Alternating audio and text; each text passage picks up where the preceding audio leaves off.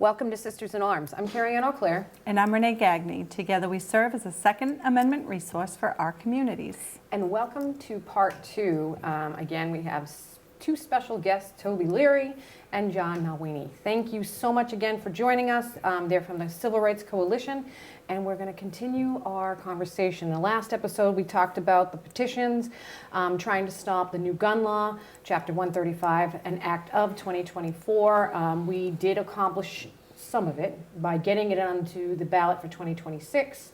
Unfortunately, we didn't stop it. We talked about the emergency preamble, and that stopped our second part of our efforts, which was to stall the bill for 2 years. So going forward now, what is the next stage of the petitions? So the core leadership group, we've been meeting regularly since we dropped off the petitions and trying to formulate our next steps, right? So what does phase 2 look like for the Civil Rights Coalition? And that's going to include probably some type of, legal course, right? We're going to probably go that route as for one. And then secondly, we need to see the coalition now takes the form of basically a campaign moving into a ballot question in 26. And so now we need to bring those pieces together. And so coming up on in about a week, a little over a week, we're going to have our first summit where we've invited all the county leads from the petition drive, as well as, key stakeholders within the organization that helped a lot during the drive. And we're going to meet down in Hyannis, and we have a conference room for the day, and we're going to see if we can nail down some of those components of the next phase. And just like going back a little bit and something that Toby had said, the volunteers, I can't say enough. I can't echo what he said. I can't say enough about the 700 people, that most of which just put their lives on hold to do this in 5 weeks. And that in itself is just amazing. And so I just wanted to add that part to it. But that's where we look to go moving forward. We should have a lot more answers in the coming weeks and months, but it'll start in about a week. So it's tough because I think, again, I feel like we've been doing this for 2 years, starting from Michael Day with the listening tours, going forward. The bill got dropped, HD 4420, changed numbers for 6 times, dropped at H 4885, and now it's this law. So, we've had a lot of mixed emotions from what's going on, and then being mad and being sad, and then being revved up with the petitions, and that feeling needs to stay that way, and we can't let that drop. And so that, I think, is so important, because really at this point on, going forward, we need to make sure that all our patriots that stood up, all the volunteers, all the people that don't really know what's going on, have an opportunity to say something, do something, and be part of this effort. So that's a good question. How can we keep that feeling going forward alive? And that's something, I'll just answer that quickly, and then I'll let Toby say something. That's the key, is how do we harness that energy that we have right now and keep going? But also we need to be careful in our approach, if it's whether it's the legal aspect or whatever. We need to make sure that we're doing everything appropriate there, and what's best for the Civil Rights Coalition. That's been our struggle, is what is best for the actual coalition as far as a legal avenue, as well as next steps into the campaign phase. We want to make sure we're doing that right. And not to mention too, I think going forward, there's a lot of organizations that, like I know GOAL and the Civil Rights Coalition, and there's a few other organizations within Massachusetts where, trying to get everybody united so our messages are across the board the same, and that we're all not attacking the same thing, that we have a very definitive approach going forward. So that's a effort on its own, is trying to, collaborate, making sure that we're all gathering together and trying to get that done. So it's a big effort. So it's a huge effort. I mean, I think I passed in like 80-something signatures, and for me, I just took a bunch of the petitions to work at the hospital and did a lot of educating there on breaks and stuff, but that was minimal compared to the amount of effort people put in driving around, collecting, bringing, the petitions. People might not realize that each one had to be of one city alone. So you couldn't add a whole bunch of cities onto one. You had to keep them all separate. And then they all had to be passed into those town halls to each one. And that's a lot of work. That's a And then lot of training to work. make sure you had it right. But And- I'm sure the process is made this way because it's not meant to be easy. Right. Right? I had a lot of people say, well, can't I sign something online? No, the state's not going to Way make it too easy. You know, so it's tiring. It's tiring. So it's funny you mentioned that, Renee. Beyond the 700 volunteers, we had folks like you, a lot of them that just took a couple of sheets, right, and went and did their own thing and then turned it back in. That was huge. I mean, it was a massive amount of help. You had to do that because how the heck absolutely. would we get 100,000 in such a Absolutely. short amount of time? No, it was an incredible amount of help. Yeah. And you mentioned getting them to specific towns. That in itself was a challenge as well.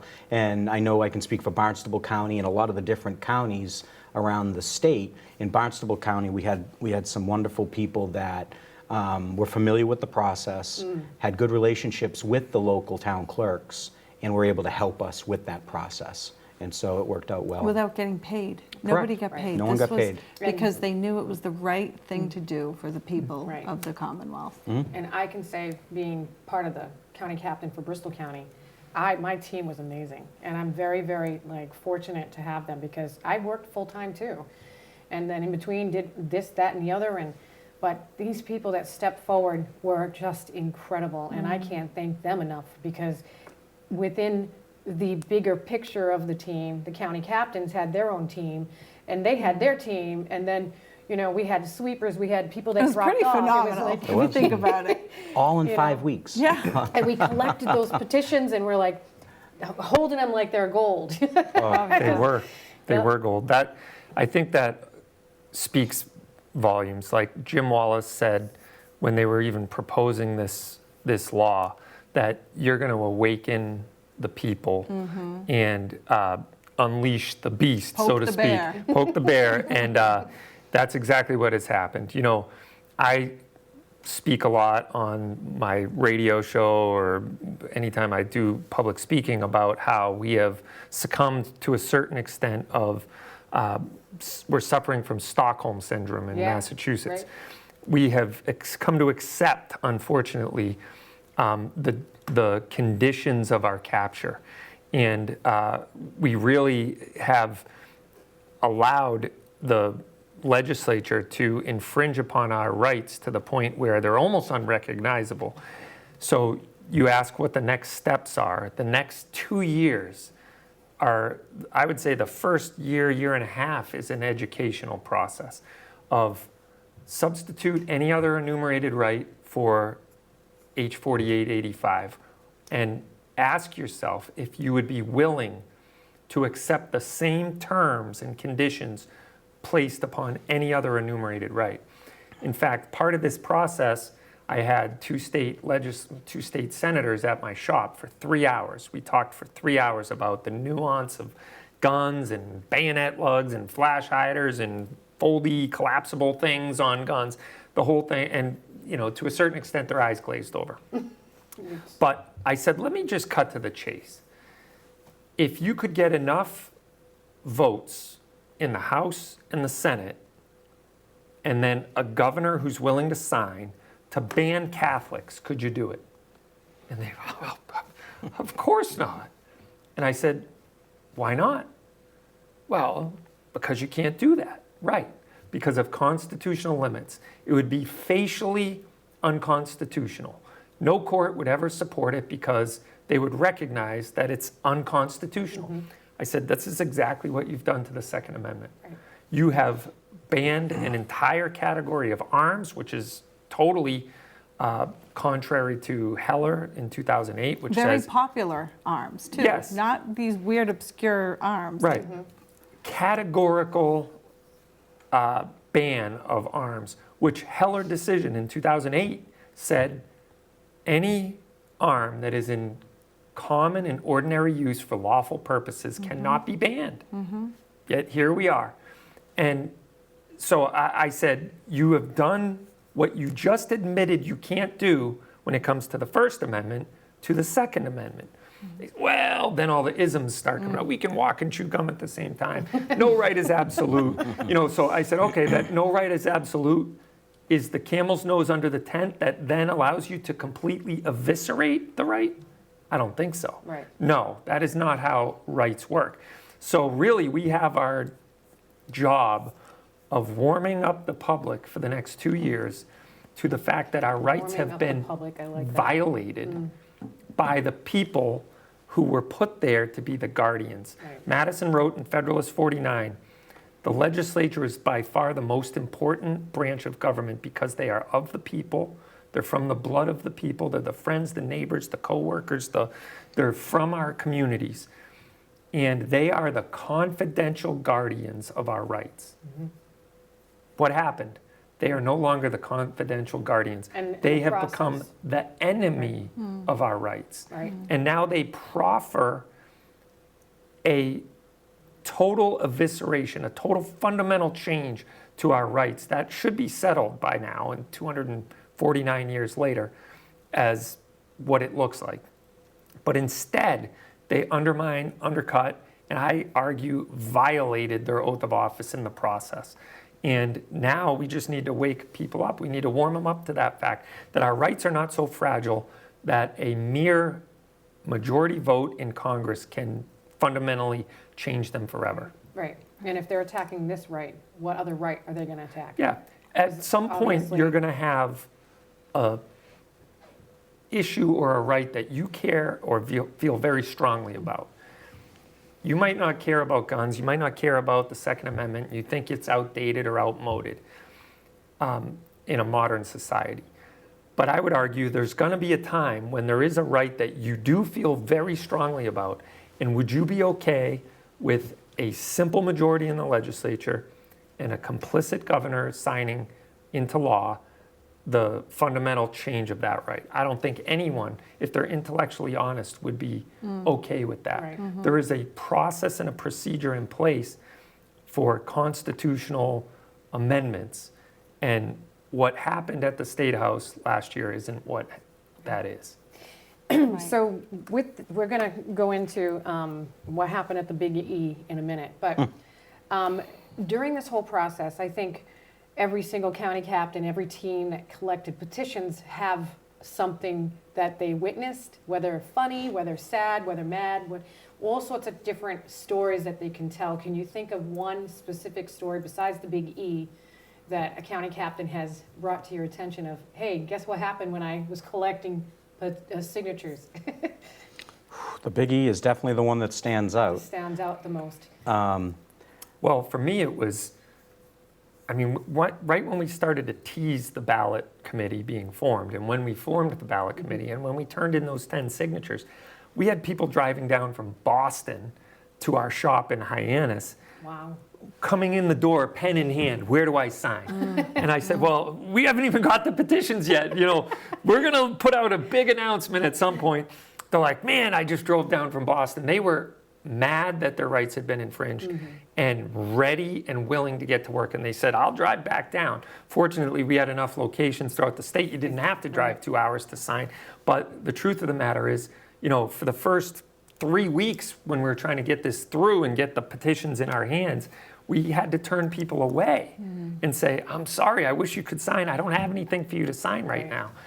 So that was just an amazing, that really showed me that the people of Massachusetts truly care about their rights.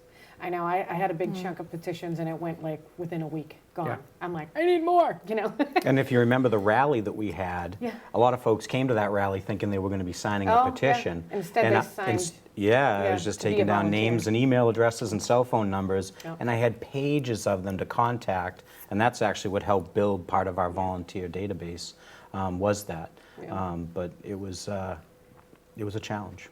Yeah, I think it was odd. I think there was a couple times where people came up to me, what is this, what's going on? And they signed. So a lot of times it wasn't a gun owner, but they agreed that the process was wrong. The process was not the way it should have been.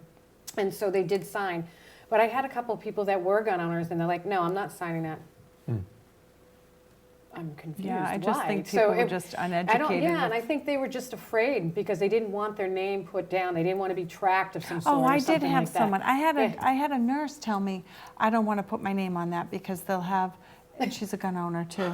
They'll have my address. Right. I said, What do you love, think? they We already already have your have it. address. You're the most vetted person in the Commonwealth. They have all your information. And just to add to what Toby said about and what you're saying about the education piece is, look what they hear from mainstream media right now. You're going to hear 3 talking points. You're going to hear assault weapons, you're going to hear scary ghost guns, and you're going to hear about red flag laws. Right. You're not going to hear about one other piece of that legislation. Right. 116 pages, those are the 3 talking points that they'll go Right. with. Right. So that's where it's critical for us to get out, and all of us to get out and educate folks on Right, that. and you know, I've been working elections for the past 10 years. So this most recent election, I, can't answer any questions, but the questions that I kept getting from people that were voting was, I don't understand these questions.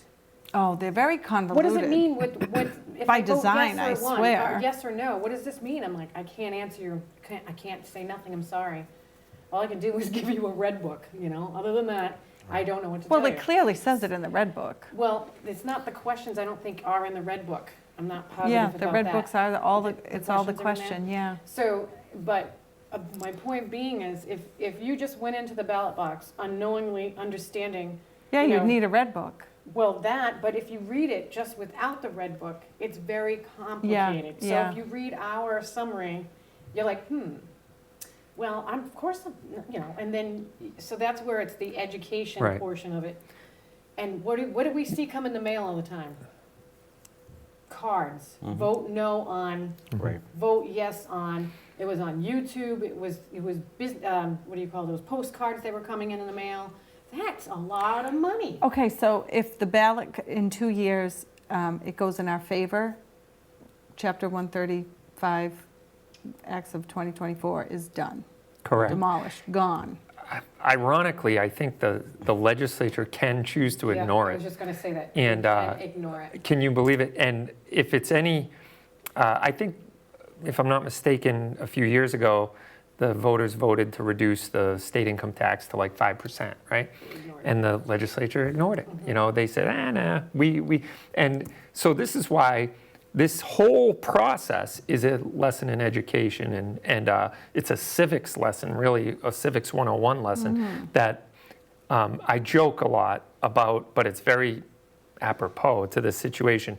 If you've ever been to a high school hockey game and you've seen the visiting team commit an infraction or a penalty, the ref is skating the offending party to the penalty box, and the student section is always yelling, "You can't do that." That's the whole thing. They're telling the guy, "You can't do that. You can't check that guy the way you did, or trip him, or whatever." Well, the same is true for our legislature. They can't do what they have done. Our governor cannot do what she has done. And really, unfortunately for us now, our rights are in the hands of the courts. Mass District Court and Mass First Circuit Court of Appeals, the 2 federal courts in Boston, are not historically favorable to the Second Amendment.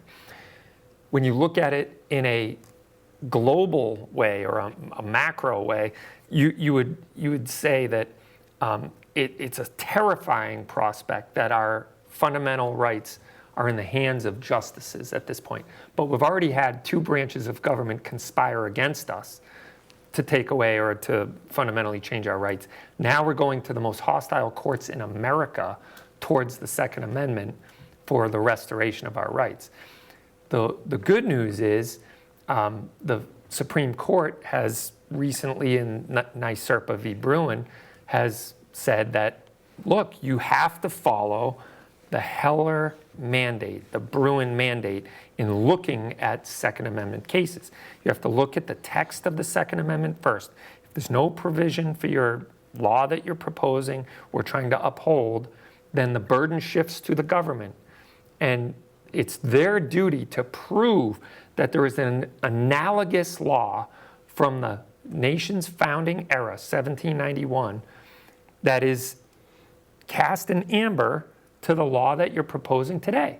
And if you can't point one out from 1791 that supports the infringement that you're proposing today, it's unconstitutional. That's what this is all about. Right.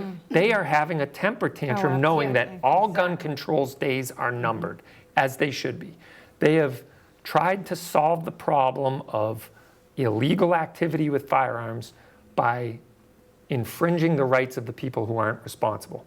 It's insanity. Right. You would never try to solve drunk driving by making it harder for sober people to buy cars. Right. That wouldn't make sense, but that is exactly what they are doing here. And the truth of the matter is, once the public wakes up to that, and we can all start getting together on the real issues of why are our states' jails empty? Is there a 90% bond rate, or 90% of the criminals out there that are largely repeat offenders being dumped onto the streets to reoffend or to commit havoc and mayhem on our streets against the most, against the peaceful element of society. We can all get somewhere once those days come to us, but until then, we have to fight for our rights, unfortunately. Are we going to be alive to see it? I believe we will. I predicted after Bruin, it'll get worse before it gets better. Yeah. And it's funny you mentioned about the legislature intervening on a question after it passes. I can almost, not only have they done it, I'm guaranteeing that, I bet you, within this cycle of questions that just came, you're going to see it again. Yeah. So not only were, in our case, 100,000 voters disenfranchised, I can guarantee you that a lot more, and I won't mention the question, but I can guarantee a lot more are going to be disenfranchised with one of those questions Right. Yeah, this cycle. for sure. So let's talk about the big E. So I She know, keeps us on track with time. She's good. so, Why do we keep her around? So we have a picture of the big E, and it's Maura Healey in the forefront, and in the back you can see our sign. So I know I talked to Tricia earlier, and her husband was there, her kids were helping, there was like a whole group of people, and I believe the big E was like February, ironically, Friday, September 13th it started. And so we got permission. We went there and correct me if I'm wrong, because I'm trying to remember all the details, because there's a lot going on.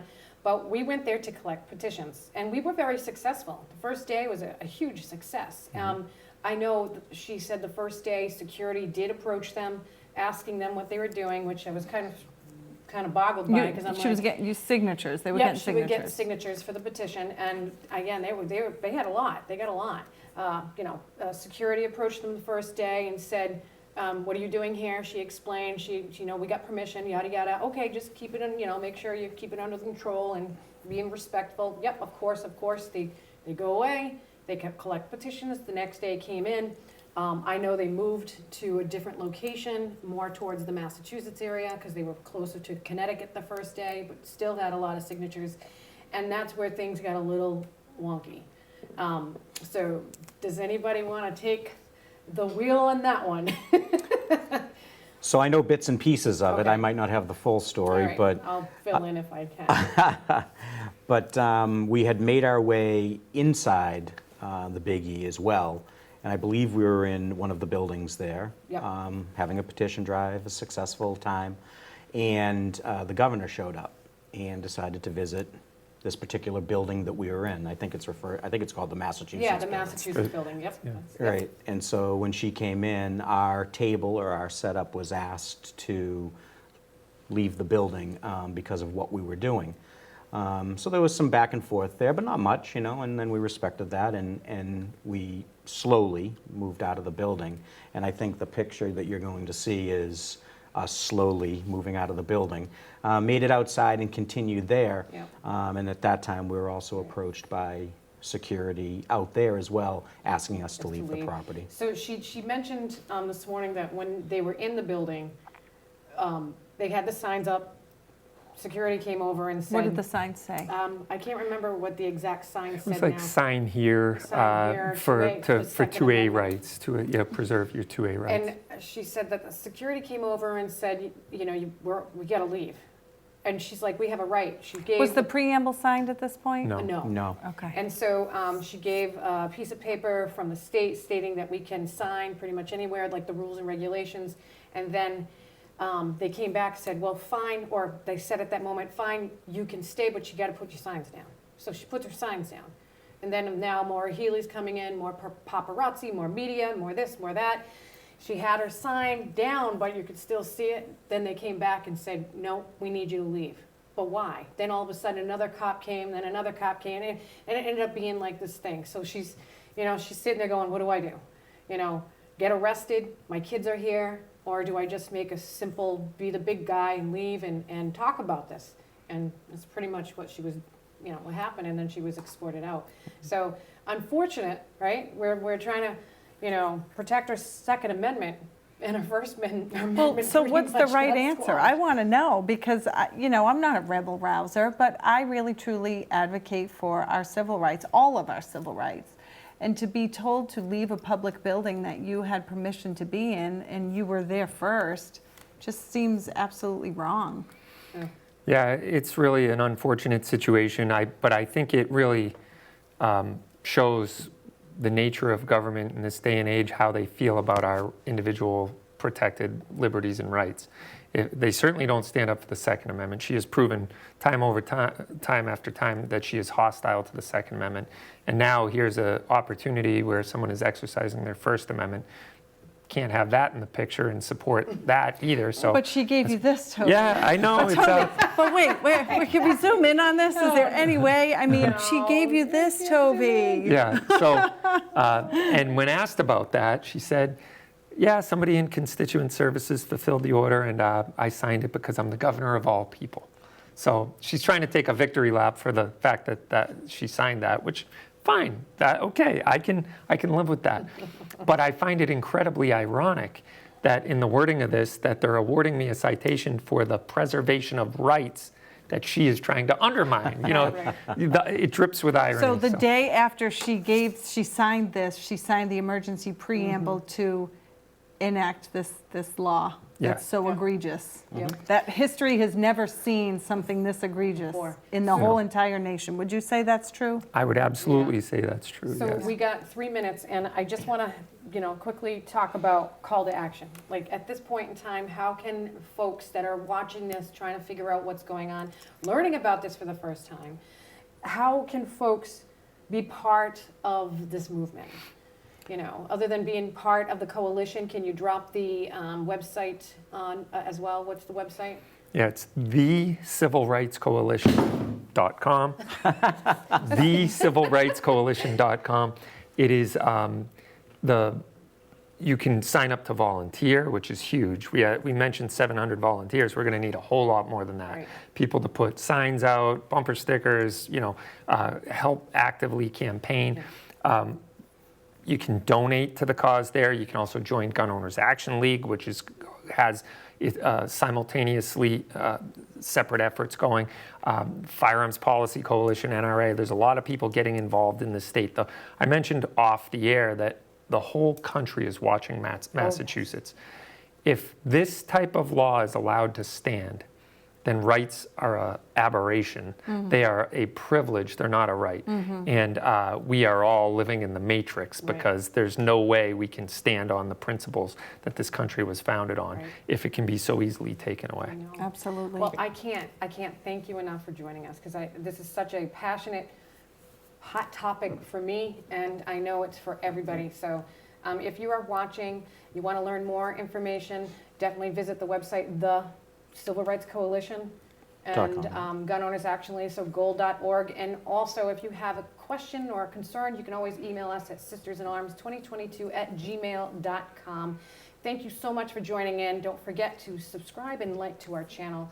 Until next time, stay safe. keep vigilant. Thanks for joining.